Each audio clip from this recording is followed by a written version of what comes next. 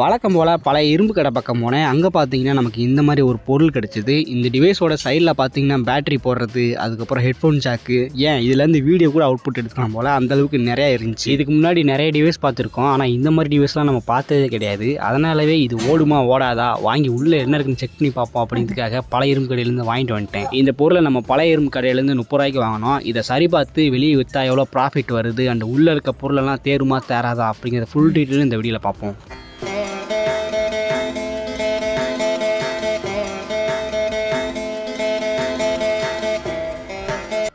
இந்த டிவைஸில் power connect பண்ணுறதுக்கு முன்னால் இதில் இருக்க பட்டன் நல்லா அமுகுதான்னு செக் பண்ணி பார்க்கணும். அதாவது அமுக்கி பார்த்தா டக்குன்னு சவுண்ட் வரும் பார்த்தீங்களா, அந்த மாதிரி வரணும். அப்படி வந்துச்சுன்னா இந்த பட்டன்லாம் நல்லா ஒர்க் ஆகுன்னு அர்த்தம். அதுக்கப்புறம் இது ஆப்ரேட் பண்ணுறதுக்கு ஈஸியாக இருக்கும்.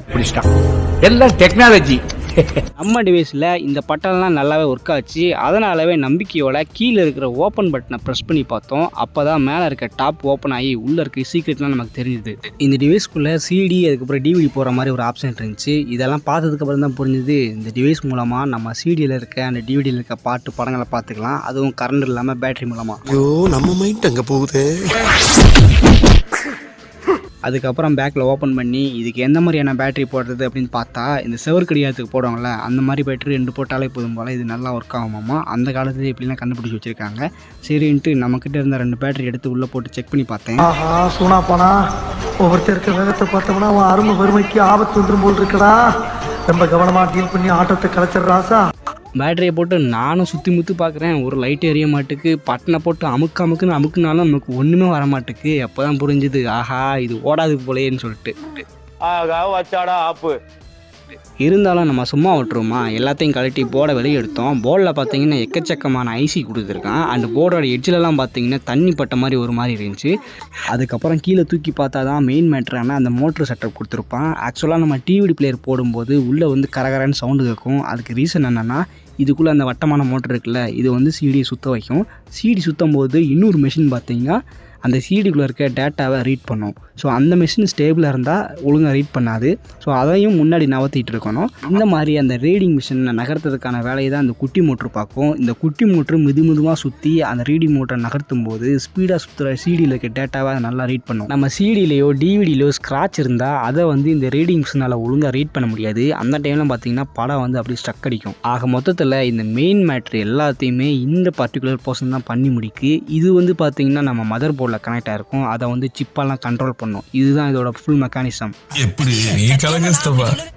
ஆனால் நம்ம இரும்பு கடையிலேருந்து எடுத்த இந்த பொருளில் மோட்டரெல்லாம் பார்த்தீங்கன்னா நல்லா தான் இருக்குது. ஆனால் நமக்கு மெயின் மேட்ரான அந்த மதர் போர்டு தான் பார்த்தீங்கன்னா கொஞ்சம் துருப்பிடிச்ச மாதிரி இருக்குது. அதனால் நம்ம பேட்டரி தூக்கி போட்டு நம்மக்கிட்ட இருக்கிற எக்ஸ்டர்னல் சோர்ஸ் மூலமாக இதுக்கு பவர் சப்ளை கொடுத்து பார்த்தா அந்த போர்டில் இருக்க ஒவ்வொரு பார்ட்டும் பயங்கரமாக ஹீட் ஆகி ஸ்மெல் அடிக்க ஆரம்பிச்சிருச்சு. நார்மலாகவே ஒரு டிவைஸுக்கு அளவுக்கு அதிகமான பவர் சப்ளை கொடுக்கும்போது தான் அது தீப்பிடிக்கும். ஆனால் இதுக்கு பார்த்தீங்கன்னா தேவையான அளவு 5 வோல்ட் தான் கொடுத்துருக்கோம். ஆனாலும் எதுக்கு இது தீப்பிடிக்குது அப்படின்னு பார்த்தீங்கன்னா, இதுக்கு முன்னாடியே எவனோ அந்த போர்டை போட்டு பொழந்து கட்டியிருக்கான். இது ஒர்க் ஆகலை அப்படிங்கிறதுக்காக திக்கம் சால்டர் பண்ணி கெப்பாசிட்டர் ரெஜிஸ்டர் எல்லாம் மாற்றி செக் பண்ணி பார்த்துருக்காங்க. ஆனாலும் இது ஒர்க் ஆகலை போல். அதனால தான் தூக்கி இடக்கடல போட்டிருக்காங்க. நாம் யாருக்கு என்ன தீங்கு செய்தோம், நமக்கு மட்டும் ஏன் இப்படி எல்லாம் நடக்குது? போர்டை வச்சு நம்மளால் இனிமேல் ஒன்றும் பண்ண முடியாது. இதை தூக்கி போட்டு மற்ற பார்ட்ஸ்லாம் ஒர்க் ஆகதா, எது யூஸ் ஆகுமா அப்படின்னு பார்ப்போம். அந்த பட்டன் பக்கத்தில் ஒரு குட்டி டிஸ்பிளே இருந்துச்சு. சரி அதை கழட்டி பார்ப்போம், எதுக்காச்சும் யூஸ் ஆகும் அப்படிங்கிற எண்ணத்தில் அந்த போர்டை ரிமூவ் பண்ணேன். போர்டை ரிமூவ் பண்ணதுக்கப்புறம் அந்த பட்டன் பக்கத்தில் பார்த்தீங்கன்னா காஞ்சி போன சகதி மாதிரி இருக்குது. அதுக்கப்புறம் தான் தெரிஞ்சுது இந்த டிவைஸ் வந்து ஏதோ மழையில் நனைஞ்சிருக்கு போல். அதை வந்து ரிப்பேர் பண்ணுறது கொடுத்துருக்காங்க. அவன் வந்து போர்டெல்லாம் நாசம் பண்ணி போர்டு டேமேஜ் ஆகி செத்தே போச்சு. மதர் போர்டு தான் நாசமாக போச்சு. இந்த போர்டாச்சும் எதுக்காச்சும் யூஸ் ஆகுன்னு பார்த்தா பட்டனு அதுக்கப்புறம் டிஸ்பிளேலாம் பார்த்தீங்கன்னா ஒரு மாதிரி சேரும் சகதியுமே இருக்குது. ஆக மொத்தத்தில் இதை வச்சு நம்மளால் ஒன்றும் பண்ண முடியாது. என்னது கடைசியாக நம்மக்கிட்ட மிஞ்சி இருக்கிற இந்த மோட்ரு செட்டப் ஒர்க் ஆச்சுன்னா ஒரு மோட்ரு 20 ரூபா அப்படி சொல்லிட்டு விற்று லாபம் பார்த்துடலாம். அந்த நம்பிக்கையோட அதை இன்றைக்கி கழட்டி பார்த்தேன். ஸோ நம்மக்கிட்ட ஏற்கனவே வந்து ஒரு பவர் சப்ளை இருக்குது, அதை கொடுத்து ஓடுதான்னு பார்ப்போம் அப்படிங்கிறதுக்காக அந்த மோட்ரு வயர்லாம் கட் பண்ணேன். இதில் மோட்ரு கீழே பார்த்தீங்களா லென்ஸ் மாதிரி ஒன்று கொடுத்துருக்காங்க. ஸோ இதுதான் அந்த ரீடிங் மிஷின். டிவிடியில் இருக்க டேட்டாவை அதுதான் ரீட் பண்ணும். ஸோ ஃபஸ்ட்டு 2 மோட்டரும் தனியாக கழட்டி இந்த 2 மோட்டரையும் ஏதாச்சும் ப்ராஜெக்ட் பண்ணுறதுக்கு இல்லைனா சின்ன பசங்க விளாட்றதுக்கு யூஸ் பண்ணுவாங்க. ஸோ இது ஒர்க் ஆச்சு அப்படின்னா நமக்கு நல்ல ப்ராஃபிட் தான். ஃபஸ்ட்டு பெரிய மோட்டரை வச்சு கனெக்ஷன் கொடுத்து பார்த்தா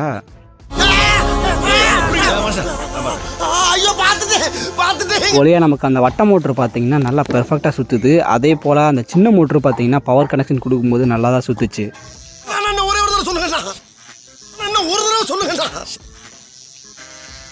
அண்ணா கடையோட முழுசா சொல்லுங்க.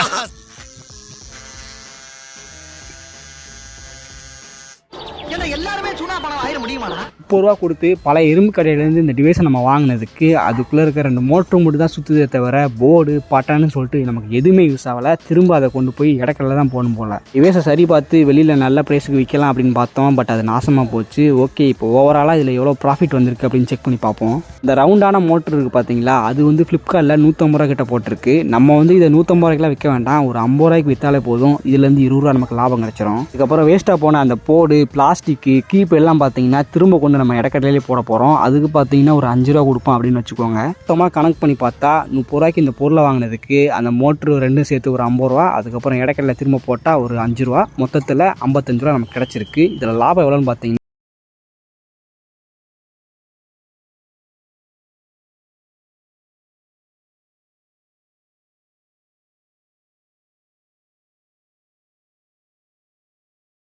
வீடியோவில் வேறு ஒரு ப்ராடக்டை இந்த மாதிரி பிரித்து மேய்ஞ்சி அதை விற்று எவ்வளோ ப்ராஃபிட் வருதுன்னு சொல்லி பார்ப்போம். ஒரு சின்ன ரிக்வெஸ்ட், நம்மளோட வீடியோஸை பார்த்தீங்கன்னா 99% வந்து சப்ஸ்கிரைப் பண்ணாதவங்க தான் பார்த்துட்டு இருக்கீங்க. இதை பார்க்கும்போது லைட்டாக மனசு கஷ்டமாக இருக்குது. ஸோ நம்ம வீடியோ பார்க்குறவங்க அப்படியே சப்ஸ்கிரைப் பண்ணி விட்டால் கொஞ்சம் புண்ணியமாக போகும்.